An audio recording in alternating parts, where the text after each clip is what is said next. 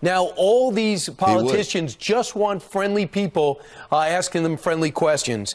And by the way, in Illinois, not such a great feeling. 67% say they think things in the state are off track and moving in the wrong direction. They need some hope. Republicans have an opportunity, and that's what you write about. Giano, thanks so much. Thank you for having me. You got it. Meanwhile, coming up straight ahead, Senator Lindsey Graham unveiling his push for red flag gun laws after this weekend's deadly shootings. Listen. The government has to prove by clear and convincing evidence that the person is disturbed, a danger to themselves or others. And if that test is met, they can seize the guns and get the person the help they need. Our nation has watched with rising horror and dread as one mass shooting has followed another. We cannot allow ourselves to feel powerless. We can and will stop this evil contagion. In that task, we must honor the sacred memory of those we have lost by acting as one people. We must seek real bipartisan solutions. We have to do that in a bipartisan manner that will truly make America safer and better for all. All right. So that was the president yesterday about 10:10 in the morning. Judge Napolitano joins us right now. Judge, as you heard the president speaking from the White House, and he had some suggestions on red flag laws, see if we can do anything with social media companies to try to figure out who's going to do this stuff, video games. Any of that possibly going to become the law of the land? I think a lot of it will not become the law of the land. But let me say this about the president. He is the most faithfully pro-Second Amendment president in my memory, even more so than Donald Trump. And I think what he said, rather than Ronald Reagan, forgive me, he's Donald Trump. I think what he was attempting to do yesterday was to address the issue at its fringes without interfering with the core right of law-abiding people to keep and bear arms. Which you agree with. Which I agree with. So a person who lawfully possesses the type of weapon that these creeps use should not lose their right to carry that weapon because somebody else misused it. That is at least the theory of the Second Amendment. The theory of the Constitution is, and here's where I commend Senator Graham for his efforts to try and address this, but I don't think it's constitutional. The theory of the Constitution is we don't punish people, we don't take their rights away from them because of what they might do, because of what they could do, because of what we fear they'll do, but only because of what they have done. We just don't live in a society where judges and juries predict behavior and punish it before it happens. But Judge, when there's a rape list and there's a kill list that he had in high school, that is something that he did do. So then the gun should be confiscated. That is a red flag. That is a red flag, and it doesn't show up on the databases. The strictest database in the country is New Jersey's because they combine their own plus the federal. Both of these creeps would have passed a background check applying the strictest database because this type of thing that they saw in the high school doesn't make its way into the database. The local police department investigated the guy without a charge, and this is a defect in the reporting system. Without the filing of a charge, it doesn't make its way into the database. So the databases are only as good as the information that's in there, and they're only as valuable and up to date as is that information. Here's what Lindsey Graham proposed last night. As usual, every time there's a major issue, he seems like the only one who does any work. Listen. There has to be an imminent threat of harm to oneself or to others before the police, and it can only be the police, can go to a judge. You have a hearing. You got to have more likely than not standard that there's an imminent threat of bodily injury. 7 days later, you have a full-blown hearing, clear and convincing evidence where the gun owner can come in and defend themselves, and the government has to prove by clear and convincing evidence that the person is disturbed, a danger to themselves or others, and if that test is met, they can seize the guns and get the person the help they need. What I want to do is encourage these laws with robust due process, and I think that's the president's goal also. So I think that is the president's goal as well, but that's all the federal government can do is encourage these laws and pay the states to do it. The feds can't order the states to do these things. There are a half dozen states that have these laws now. The neighbor complains, you're using your gun in the backyard and you're angry as you're using it. That is not a basis to take the gun away. But that is not a basis to deprive somebody of their rights. Would you think an effective tool from this experience would be to make public these records of high school kids with kill lists? And I know minors say everything gets buried once you become I have a problem with the word public because the database is not public. Right. They can put this stuff in the database without embarrassing and humiliating 100%. The person whose information is put in there. But at 17, if it happens, and at 25, he goes to buy a gun, or she, but it's always a he, goes to buy a gun. Can we change that to have that pop up, or maybe put the age down to 15? The answer is yes, it could be changed constitutionally, but it would require a lot of changes. Right. Because you go to a hospital with a broken finger, and they can't report that, even if you broke the finger by improperly using a gun. Well, what about this, Judge? Politico is reporting that the president has spoken to the Attorney General, Bill Barr, about taking some sort of executive action on guns. Well, I don't know what executive action he would take. And again, he's in a real bind because he is he just doesn't think Second Amendment, but he sees the people. Judge, it's this is just common sense. I mean, we all knew someone in high school, and you thought, gosh, they have potential to be someone great, but they're probably going to blow it. I mean, there are these people. I mean, this guy, that's a red flag. These red flags are apparent only with hindsight.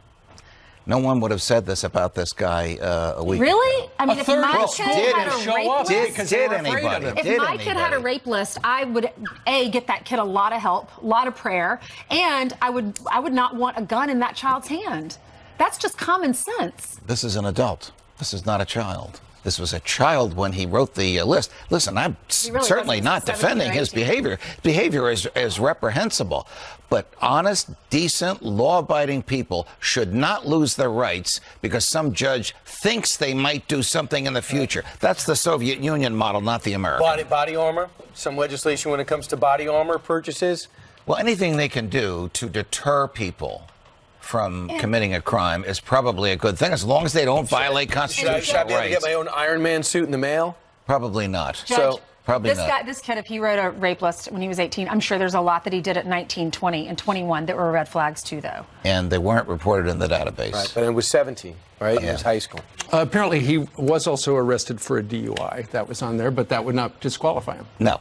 All right. Judge, thank you very much. Oh, you're welcome, guys. Check him out.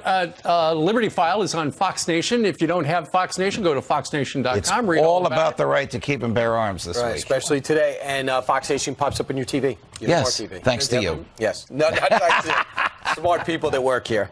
All right, 16 minutes before the top of the hour. Hey, Jillian. Good morning, everyone. Following a number of stories, starting with this, a story out of Texas. A grandmother stops a potentially horrific shooting by turning in her own grandson.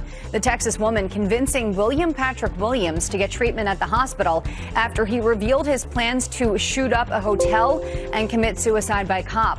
Police found a gun along with loaded magazines, knives, and tactical clothing inside his hotel room. Disturbing and embarrassing. New York Governor Andrew Cuomo slamming Mayor Bill de Blasio and the NYPD for the way officers responded to the recent water attacks. Listen to this. It's one of the most disturbing, embarrassing situations that I've seen.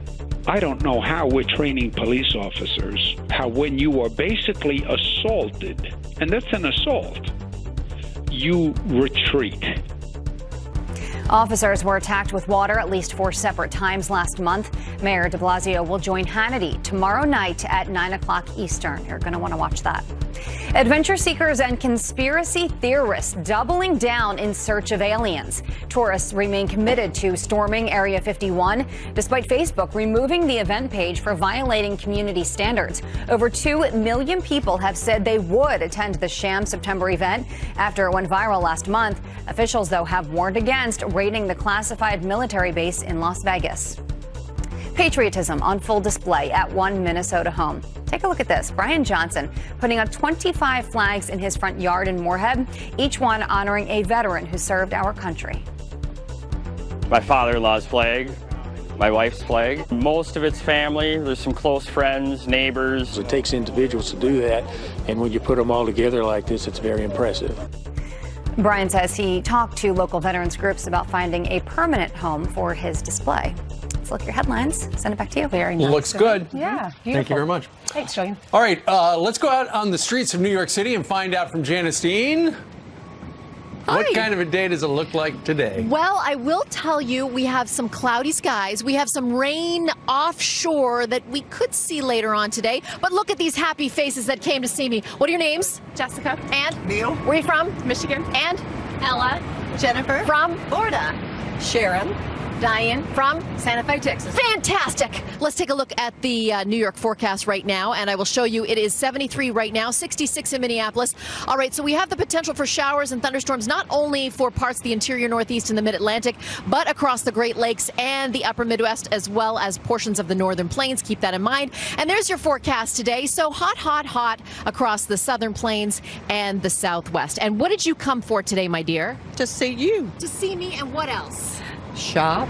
For shopping, yes. And what about some Hugs. hugs? That's why you all came. So get over here. Come on. Oh, my group hug right here. Yay. Come to New York City for some free hugs and a weather report. There you go. Steve, Ainsley, Brian, back to you. Something you It's can catching count on. Everyone wants your hugs now, Janice. Thanks, JD. Okay, amid the recent battle in Baltimore, Voted to legalize it in 2015, but legislative and regulatory changes delayed it. 9 pharmacies across the state are licensed to dispense pot to those with a doctor's note. Medical marijuana is now legal in 33 states and D.C. And recreational marijuana use keeps getting higher. A new study shows pot smoking is up 47% in states where it's legal, and there's a 33% spike in states that don't allow the drug. Researchers at the Rockefeller Institute say Americans don't consider marijuana to be as risky as they once did. Brian? Yeah, the most unsurprising poll ever. Meanwhile, President Trump calling out conditions in Baltimore. The most unsafe city in the country, in our country, is Baltimore. It receives top of the line billions of dollars. All of this money goes there, and take a look at it. our next guest says Trump is shining light on Baltimore's undeniable truths in a new op-ed saying, I grew up on welfare. Here's what I know. That author, president of the Heritage Foundation, Kay Coles James, joins us right now with more. Good morning to you, Kay. Good morning. Good morning. So why did you write the op-ed? What did you want to tell America about your childhood, framed around the whole Baltimore conversation that America seems to be having right now?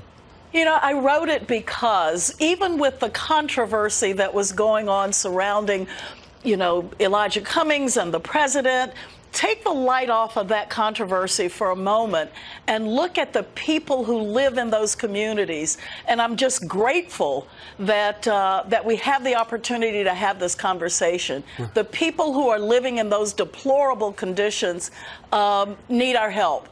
And so thankfully, this put a bright light on it, and we're able to address these issues. And here's the challenge. It's not just money. People say, okay, give them money. Not really. No. An audit finds that Baltimore has received about $2 billion to compensate 30,000 public employees. And we know that the cops have been told to basically stay out because of the controversy that happened a few years ago. Deadly combination. That is so sad. People believe that more money equates to better conditions. Ask the people who live in those communities, and they will tell you that's not the case. There's certain things that the President of the United States can do. There's certain things that a governor can do, a mayor can do, a member of Congress.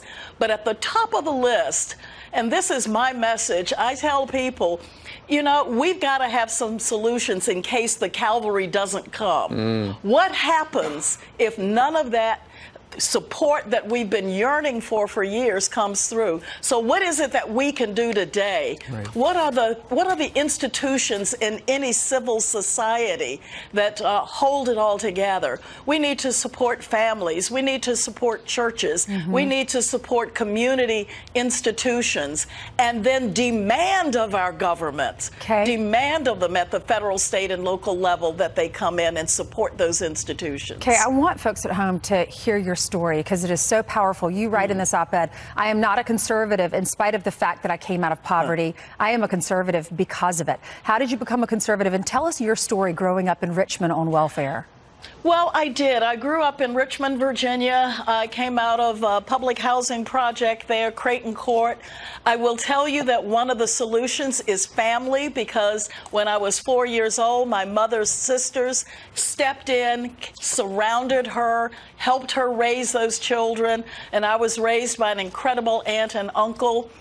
My definition, incidentally, of a conservative is someone who has the audacity to believe what their grandmother taught them. It's not weird, it's not deep, it's not complicated. It's common sense conservative principles. And in my earlier life, I was actually, embedded in the Democrat Party. But I decided I wanted solutions that worked.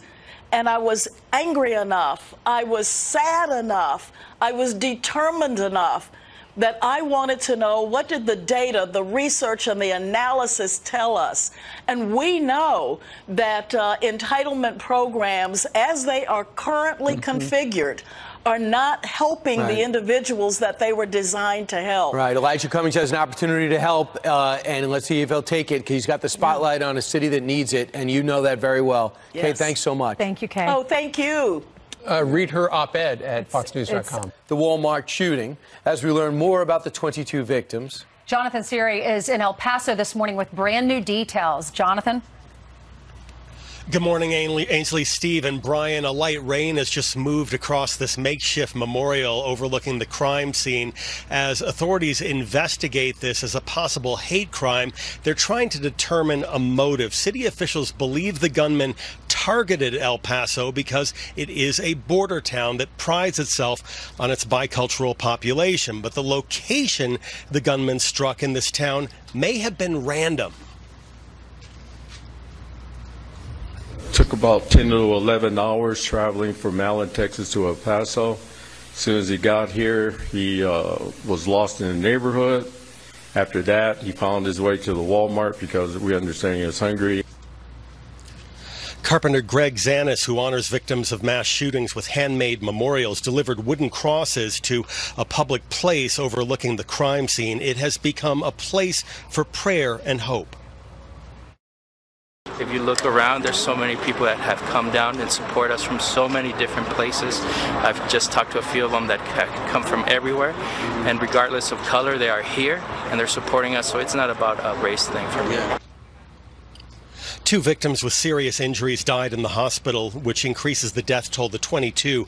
Police have released the names of all of the victims. They range in age from 15 to 90. From the White House, President Trump offered the sympathies of a grieving nation.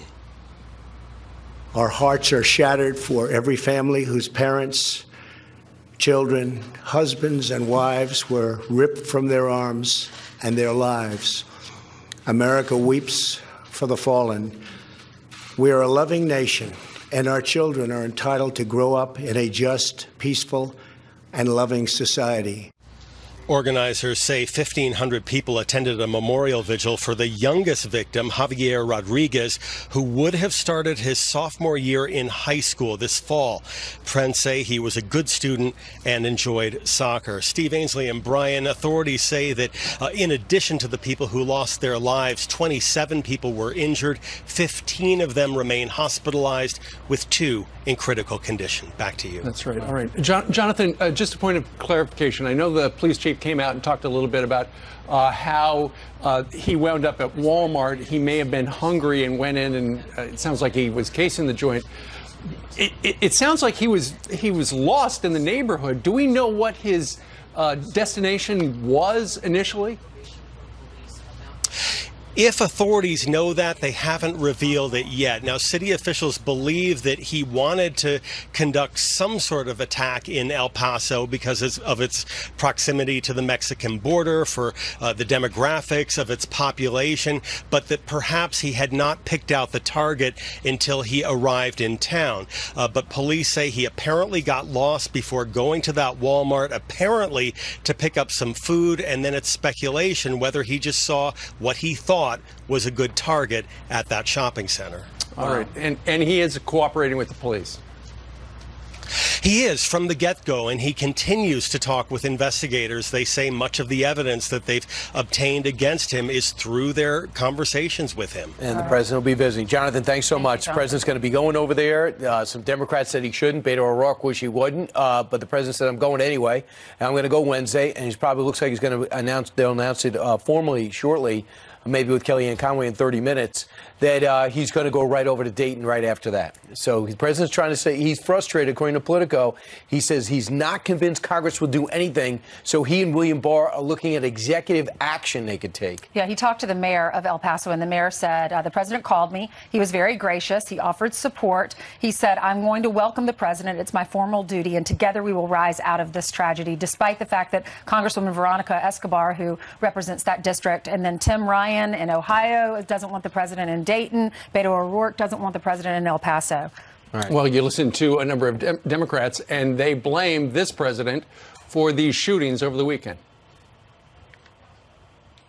We found the ideology that can inspire some to mass murder is taking inspiration from the president. Do you tie any of the president's rhetoric to these tragedies? It's the refusal of the President of the United States, when you see Charlottesville happen, to condemn it. Will the president take any responsibility for his rhetoric? Do you believe the president is responsible? I think the president has to bear some responsibility. Do you blame the president in part for what happened in El Paso? Well, what I do is his rhetoric contributes to this notion. He is responsible for the hatred and the violence that we're seeing right now. You look at Tim Ryan and Beto O'Rourke acting so emotionally in times when you need a leader. How are they going to act under pressure? Rudy Giuliani walked the streets with pressure you couldn't believe. And even though maybe he was semi-popular in New York, by the time he was done, people appreciated leadership. And then when you see Beto O'Rourke cursing like a drunken sailor and going off, calling the president a racist and totally losing control, not even be able to listen to a question on Sunday. And then Tim Ryan yesterday, totally out of control with Neil Cavuto acting inappropriately. These things do not help in a situation like this. People just died. And already they're blaming. It's the shooter's fault. It is not the president's fault. Every president, every administration in my lifetime, since I can remember, has had a mass shooting. So we don't blame the president for that. These are evil doers, evil people. Well, on the pages of the Wall Street Journal today, they've got a lead editorial. It's called Politics and the Shooters.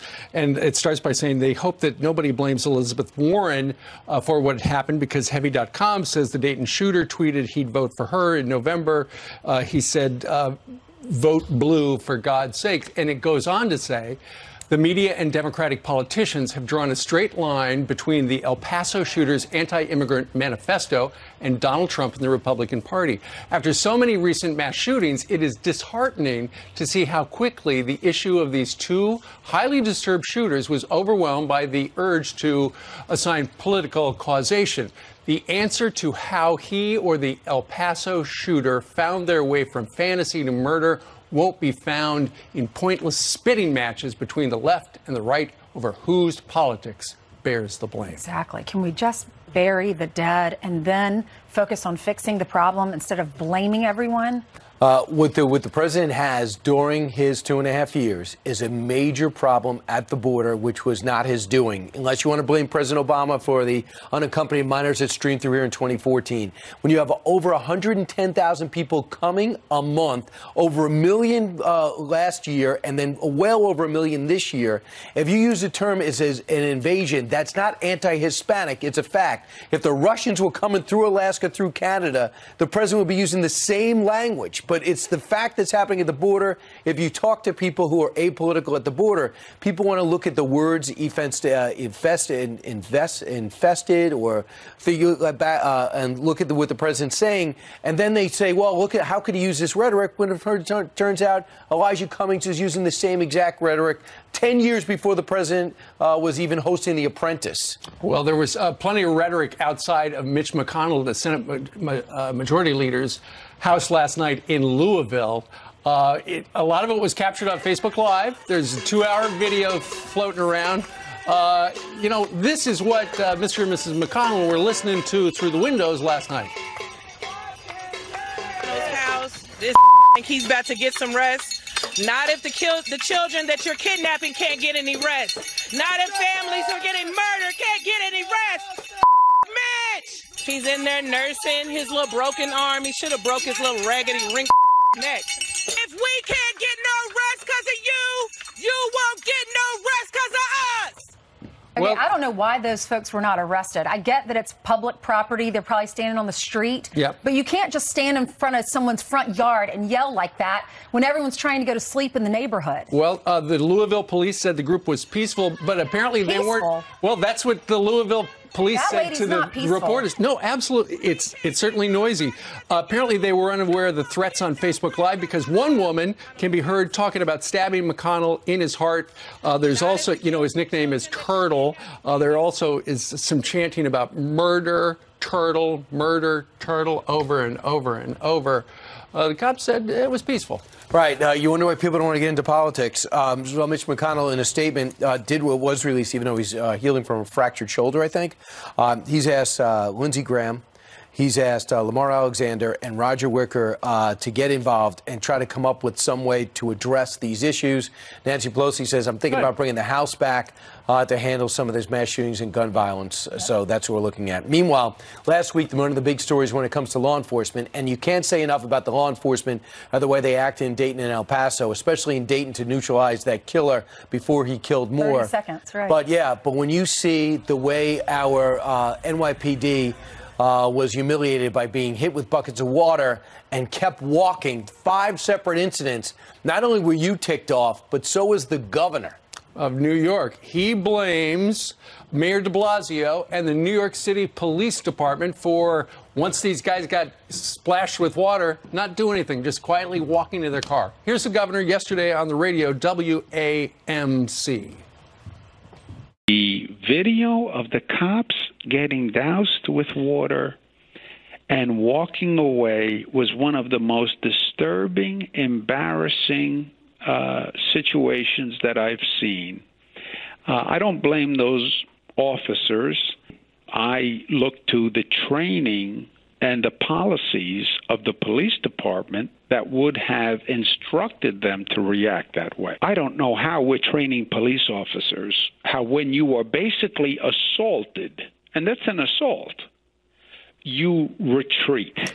Well, the head of New York City Police Department's largest union said Governor Cuomo is right. Said the New York City Police Department is frozen, but don't blame the cops. Instead, blame the complete lack of leadership from City Hall. He didn't blame the cops. He didn't. He said, I don't blame the police officer. I blame the training. And we had police officers on asking, why didn't they turn around and arrest these guys immediately? And they said, well, the guy down in Brooklyn, the first video that not this one, this was up in the Bronx, but the one in Brooklyn or Harlem, but the one down in Brooklyn, he said that guy had just gotten out of the academy, and you have to mind your P's and Q's when you first get out, because you're taught if you make an arrest or you do something that you're not supposed to do, you'll be pulled off the force. There's an overall feeling that the mayor does not have their back. Therefore, the police chief will not be able to have their back. So they have to play relatively defensive, because not only do you lose your job, but you get sued. Sometimes you go to jail if things are blown out of proportion. Well, nobody you see wants what's happened to some of these lives. Right. None of these police officers want to be part of a viral moment where,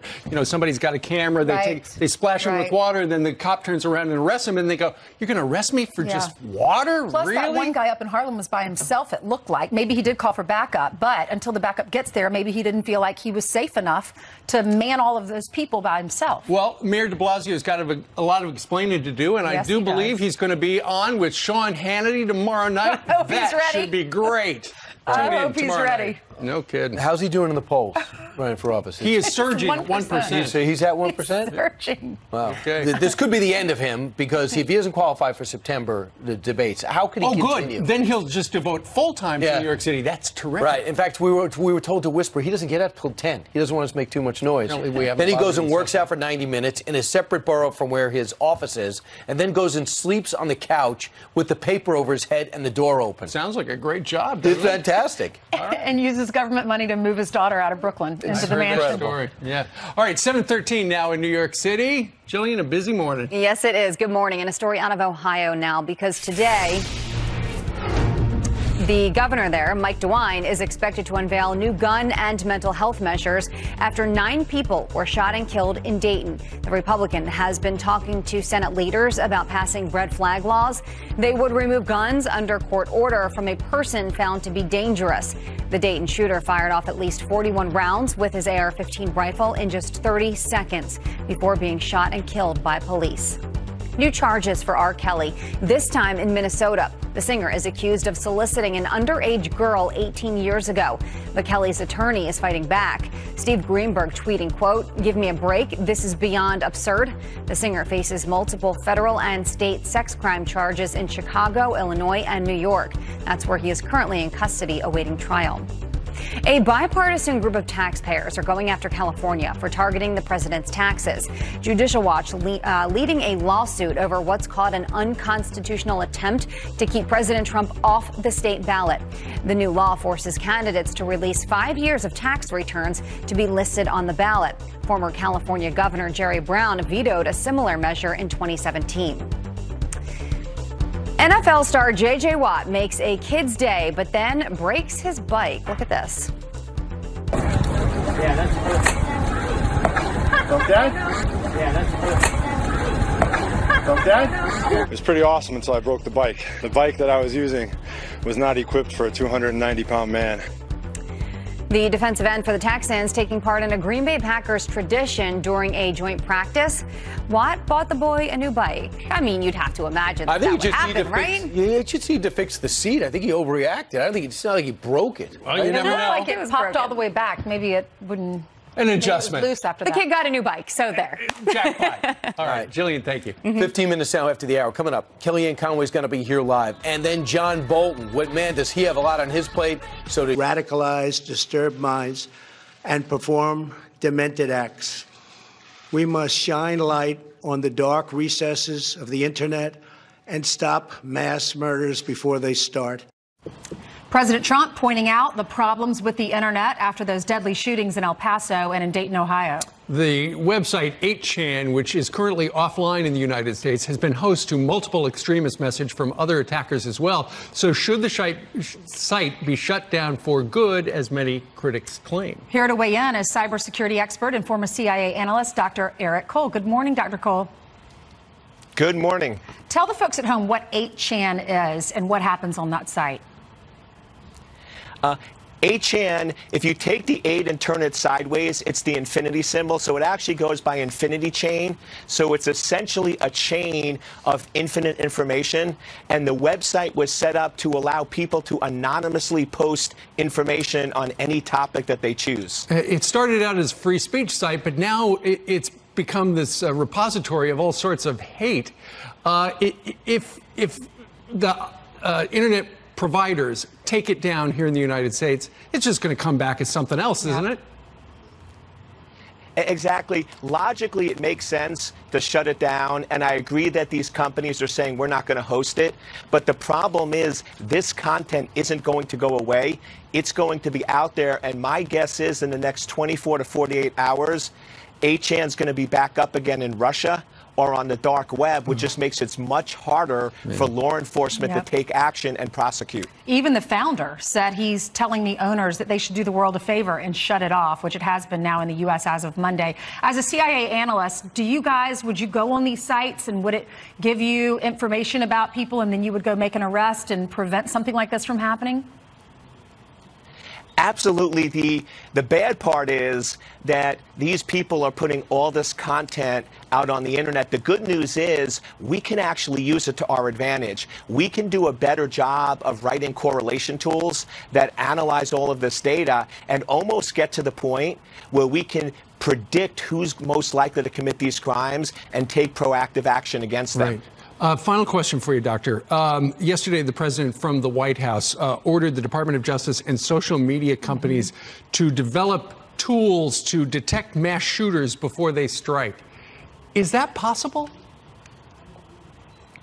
Yes, it is, because that information is out there now. The analytics and correlation that's needed is not available today, but it could easily be built. And what we need to start doing is, instead of letting technology be used against us to hurt us, we need to use the technology for greater good for society. Amen to that. All right. Dr. Eric Cole, we thank you for joining us today from San Jose, California. Thank you so much. Thank you. You're welcome. 22 after the hour. All right, now it's time for your news by the numbers. First, $4.3 million. That's how much the California Teachers Association spent lobbying this year to try to slow down charter schools. That's reportedly the most of any lobbying group in the state. Next, $23,000. That's how much how much money a man accidentally threw out with his recycling. Oh, man. Workers at a California waste plant 200 miles away found the cash stuffed in a shoebox and sent it back to the owner. Good for them. And finally, 3.5 seconds. That's how fast the new 2020 Ford Mustang Shelby GT can go from 0 to 60. When it goes on sale this fall, it'll be the most powerful street-legal Mustang at nearly $70,000. That's amazing. Brian? All right, 27 minutes now after the hour. You got a new report showing kids' participation in sports is dropping. In 2018, 38% of children took part in sports. That's down from 45% just 10 years ago. And now a new campaign is fighting back, featuring big athletes like Kobe Bryant and Wayne Gretzky, now retired. They're aiming to get kids back on the field. I'm here to announce my retirement from sports. Baseball, basketball, all of them.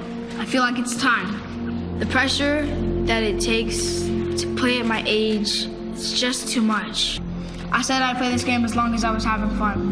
And now, it's time to call it quits. Wow, here with his take on that great spot is former NFL star and safety for the New York Jets, who obviously has let himself go later in life, Atlanta Falcons and Detroit Lions, Eric Coleman. Eric, great to see you. Great to see you as well. So were you surprised by this statistic? I wasn't. You know, there's a lot of different aspects that go into kids not wanting to play sports anymore. You know, there's a lot of pressure from their parents to get scholarships. Coaches are obsessed with winning, and they're not worried about teaching kids. They just want to win, and it makes it not fun for kids.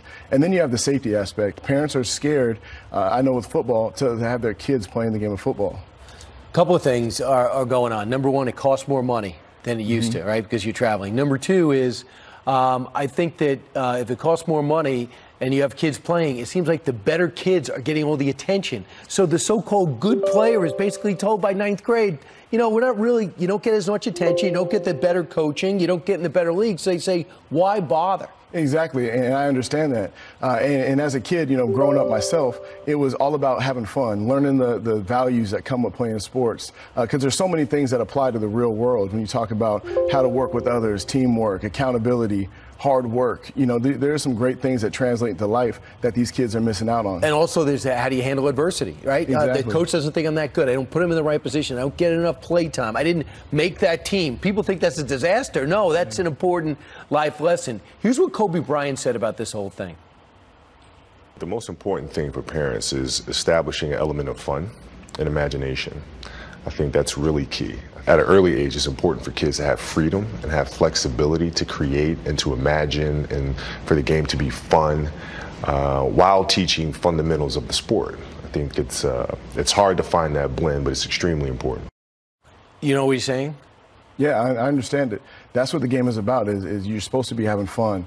And a lot of the time, these parents are living their dreams through their kids. You know, maybe they didn't make it to the pros or the college level as an athlete, and they think their kid has that opportunity, so they pressure them. So right now, parents watching, maybe they have a 6 and 8-year-old, or grandparents watching right now, they want to get across. How do you begin to change this cycle? I think just be engaged with your kids. Make sure that they're having a good time playing the sports. I think playing multiple sports is key. You know, so How many sports did you play? I played 3 sports growing up. I played football, basketball, baseball. So it was always new. There was something, always something new around the corner, and you don't get complacent. You don't get bored playing one sport. But Eric, here's the problem. It's not so much the parents who tell you to take one sport. It's the coaches of that sport. Yeah. They'll say, excuse me, you're going where? To basketball practice? No, you should be at football practice. Mm-hmm. This is football season, or lacrosse that doesn't stop, and soccer, the original sport that never stopped. Yeah, indoor and summer. Yeah, the coaches are getting ultra competitive. You know, they are focused more on winning rather than teaching the kids the fundamentals of the game and having a good time playing the sport. You know, also there's a safety component. You know, that's why you know, you look at football. There's the football helmets that are getting better technology, football pads that are getting better technology.